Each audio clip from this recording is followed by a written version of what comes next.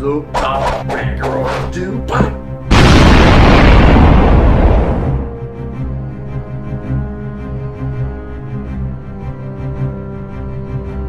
Ragiroth Enterprises. How's it going, everybody? Rich from Ragiroth Enterprises here. Today I'm going to talk about the 4 DLC characters that were recently added into Xenoverse 2. I know I'm kind of late to the party on this, but I still wanted to talk about them. I'm pretty pleased with all 4 of them overall, and they are as follows: Deborah, Pink Gohan, Robot Trucker, and the love child of Link and Chrono. Gotta love my nicknames, right? But yeah, I think first I'm going to talk about the Borah. Finally, the Borah's in the damn game. Like, damn. Why the hell did it take 2 games and DLC for him to be in? Like, what the hell? But regardless, he's finally here, and on one hand, I really like him. I mean, he's freaking the Borah. He's really awesome. I love his moves. He always has some really cool moveset in the games. One thing I kind of wish he threw a spear or 2. I think he did that against Boo, and I didn't know he had that in Budokai, but he didn't have that in like any other games. Maybe he does have it. I don't know. I just couldn't do it. I don't know. Those combos. But no, I was pretty faithful to his character. His moves, look really cool. And so there's really games that have his stone spit move that he did to Piccolo and Krillin. And he is good. He did take some time getting used to, though, especially because he kind of has the thing where it's like even though he has a sword and kind of a lot of range, I do like that all of his combos involve the sword. It's not like Trunks or Janemba where it's like they use like their punches and kicks in some of them. Now he just uses the sword the whole time basically, which I think is really cool. It's just like it feels awkward because it's like even though he has a long sword, it's like I feel like I don't know, his attacks feel like kind of awkward sometimes, like I guess because he doesn't move in place. The flame breath move is good. Stone spit is good. It's just that like if you hit him once when they're stoned, they'll kind of go knocking away. I guess so. It's not too overpowered. His ultimate is good. It definitely took some time getting used to. I did not expect that to be a counter move. Yeah, because that's like the first time that's actually the ultimate in the game, I think. Usually it's like one of his just standard specials, and then like the ultimate is just like the Blade Rush.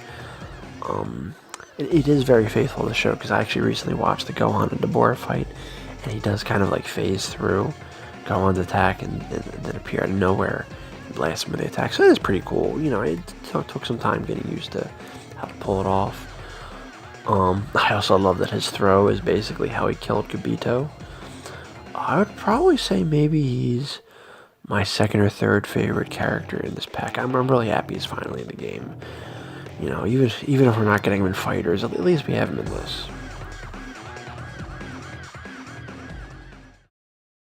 Alright, now with Majin Buu, or Super Buu with Gohan absorbed, I'll be honest, out of the 4 characters, this one's probably my least favorite. Not to say I don't like him, I just think, first of all, he's in tons of games. He's just the least interesting. He's just another form of Buu.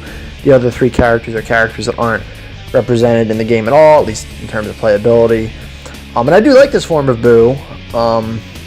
I think it also doesn't help, though, that in terms of like supers and specials, he's not really that crazy. He has his own Super Ghost Kamikaze attack, which is kind of cool, and you can command him to do different things. He has the Candy Beam as an actual attack, which is cool, though it's kind of a pain to use because, when you turn the candy, you can't really hit him much. But I think what kind of really didn't help is that his ultimate attack is just Super Kamehameha. Like, really? We have so many Super Kamehamehas in the game.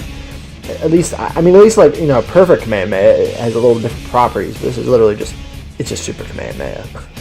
I was kind of hoping that his ultimate would be where he summons the ghosts and they attack you with each of them doing a Kamehameha themselves. I know Raging Blast did that. And that was actually really cool. I actually maybe want to use this form of Gohan. Honestly, I love Super Buu. He's my favorite form of Buu.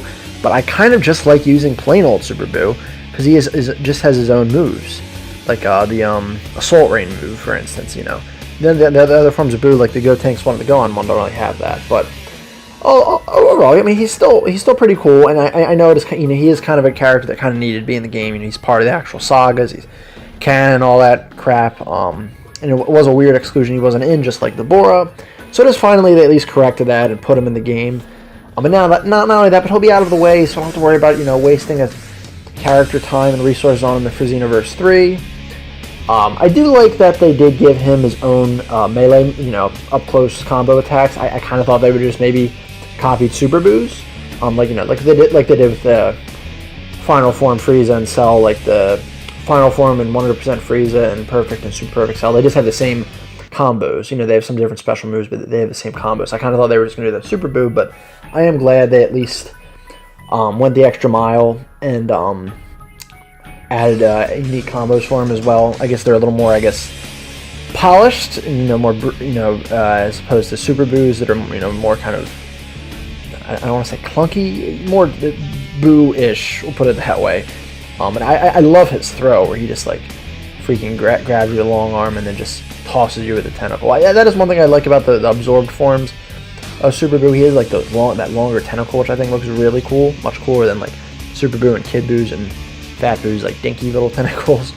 I do like that his strong combos start with kind of this charging attack, but it's just kind of awkward because it's he has to go back, recoil, and then hit. It is kind of awkward to kind of start it with. Overall, he's good. Like I said, he's not my favorite of the DLC characters. Hey, but I will say this much: I'd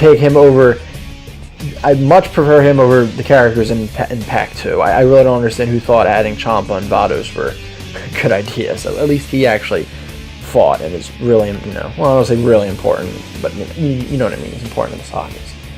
I think that's about it for him. I'd give him, if I were to rate each character, I'd give him a 7 out of 10. Alright, now as for Android 13, I'm also really happy he was added in the game. And yes, I am going to be using this voice for this whole part of the video. If you don't like it, too bad. But anyway, he's not my favorite movie villain, but it was really nice to see him in the game again. Last time he was playable in the game was Raging Blast 2. I guess that wasn't that long ago. The only thing that kind of really sucks is that only his first form's in the game, kind of just like Bojack. I kind of think the reason they did that is because they're saving Super 13 and Super Bojack for Xenoverse 3, which, I can respect them for that, his first form's still cool, still got the redneck voice. I don't know where the hell his trucker hat's at, but I guess it kind of looks cool without it anyway. But in terms of how he plays, it's pretty damn cool. Got this really useful move, Handy Cannon. I don't know why, but that name makes me laugh. Data Scan, I think something like that. That's a pretty good move. I think it powers him up. I actually don't really know what that does, to be perfectly honest. But I just love the way his combos are. It's really savage. I love all the teleportations and the repeated tracks like that. I think he probably has one of the coolest combo punches and kicks in the game. His throw is pretty cool as well. And his ultimate, my god, goddamn, his ultimate is glorious. You know why? Because it friggin' tracks the enemies. With a lot of the ultimates of the game, I tend to miss a lot. Don't really have to worry about that with this. I mean, yeah, I can still miss, but the enemy has to work a lot harder to dodge it. Definitely happy 13 was brought back in this game. I figured he was the next movie villain on W priority. I mean, yeah, again, I'd kind of prefer, but yeah, I'd say probably give him an 8.5 out of 10.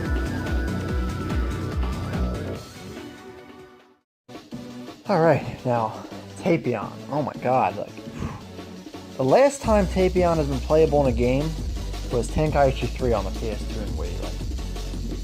It's been so long since I've been able to play as him. I honestly never thought he'd maybe be in a game again, to be honest. Yeah, like some other characters I mentioned on this channel, he's one of those characters that I didn't really think much of him when I, very first saw his movie. But then I guess when he was, at first added Tenkaichi 2, I'm like, oh wow, that guy, he looks really cool. And then, I saw his gameplay and oh my god, I thought he was awesome. There, mean, there's not too many, weapon-wielding characters in Dragon Ball Z, and I think he is one of the most interesting ones. Aside from like Borah and Janemba, he's probably the most interesting one. I mean, Trunks too, but Trunks is not just sword reliant. We'll put it that way. But anyway, I think he might honestly be overall my favorite character in the DLC. Because not only do I really like him, he's an unexpected character that I haven't seen in a while. He's just really cool to play as. Like, I think he's even cooler to play as than in Tenkaichi was. He basically has all the moves he had in that. Oh, except for that like big blue energy blast. I don't know if he really even did that in the movie. Because you'll have to excuse me. It's been a long time since I've seen Wrath of the Dragon, and I really don't remember Takon actually like doing that much. I kind of thought everything was sort of made up for him, except for maybe like the, I guess the ultimate move and the, obviously the ocarina. But not only is he like really cool to play as, but like he has a lot of unique moves that no one else has, like the hero's flute move, which is really useful. It actually heals him, I think. The sword beam barrage. I mean, it's like, I guess Janemba does have that. His is, I think, a little faster though, I feel like. But his ultimate's pretty cool, and I actually noticed, I think, I'm not sure if it'll come up in this video, but I think I actually used it to get through, like, 17's ultimate, like, where he kind of sends that green shockwave at you, shocking, electric shock strike or something like that. Yeah, that's it can be a hard move to deal with, and it literally just went right through him and it did a nice amount of damage. His combos are just really cool. I mean, one thing I noticed with, like, sword-wielding characters is that, like, yeah, they have range, but I think, like, them swinging their swords kind of keeps them in place, unlike the other characters that kind of punch and move forward. That's kind of awkward, but I just love the way his attacks looks. I love it. I've never seen him do that, like, sword throw move that he does in his throw. Like, everything about him is just really cool, and I'm really happy he's finally in a game again. Yeah, like, honestly, I would have probably prioritized Baby Vegeta and Pikkon, but I'm not going to complain. He's really cool and really fun to play as. Yeah, I would probably rate him like, I'm going to maybe say like a 9 out of 10 if I had to rate them.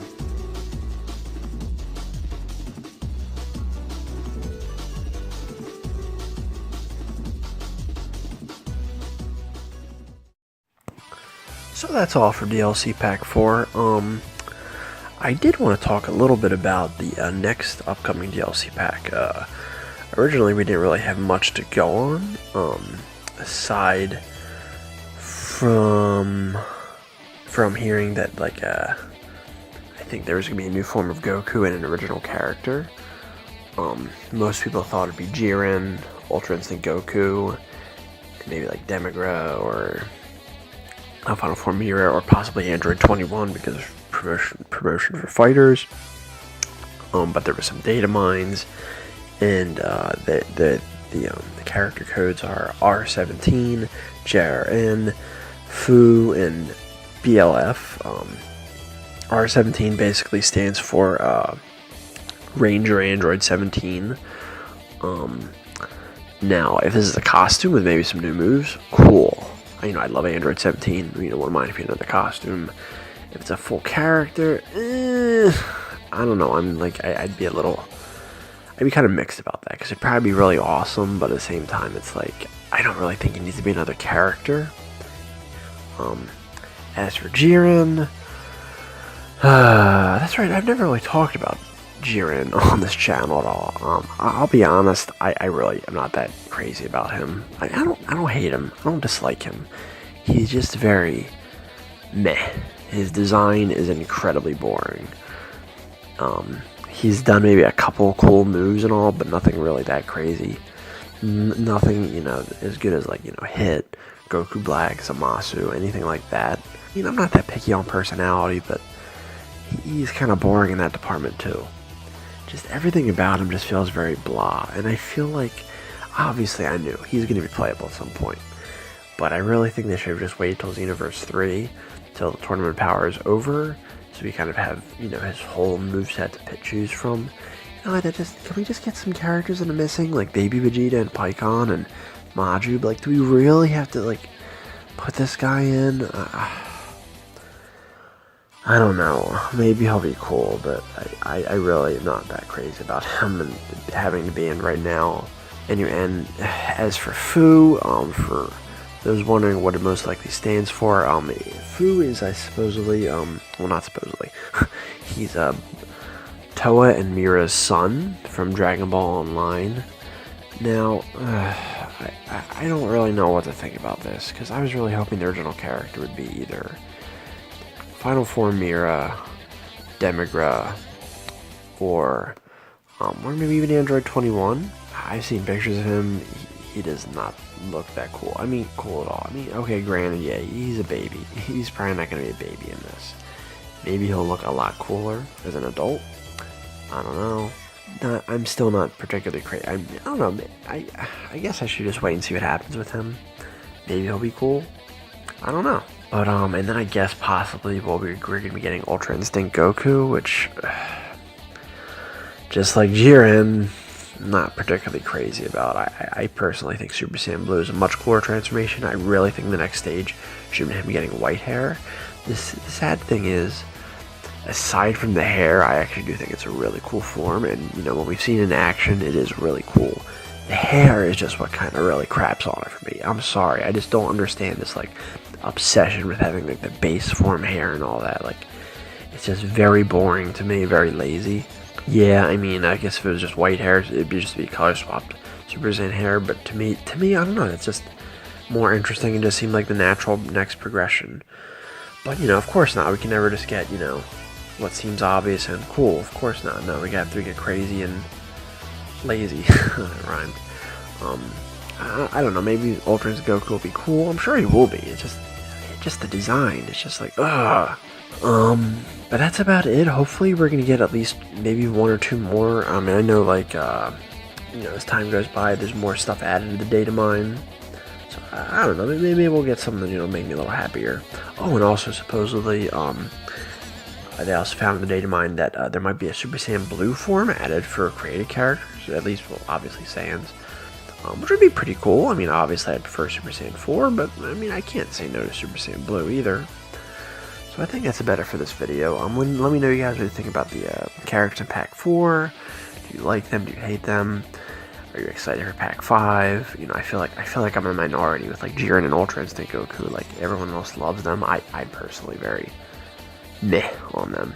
Don't forget to check out Mark Unar in the description below. And as I always say, another time, another place. Keep being awesome.